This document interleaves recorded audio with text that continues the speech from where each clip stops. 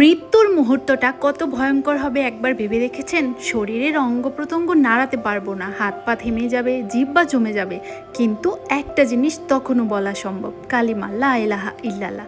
নবীজি বলেছেন, যার শেষ কথা হবে লা ইলাহা ইল্লাল্লাহ, সে জান্নাতে প্রবেশ করবে। আবু দাউদ। ভাবুন, মৃত্যুর শেষ মুহূর্তে যখন ঠোঁট নাড়ানোর শক্তিও থাকবে না, তখনও কালিমা উচ্চারণ করা সম্ভব, কারণ এই কালিমার হৃদয় থেকে উচ্চারণ হয়, জিহ্বা নাড়ানো বাধ্যতামূলক নয়। এই জন্যই আল্লাহর রহমতে মৃত্যু শয্যায় যে ব্যক্তি কালিমা বলতে পারে, তার জন্য জান্নাতের দরজা খুলে যাবে।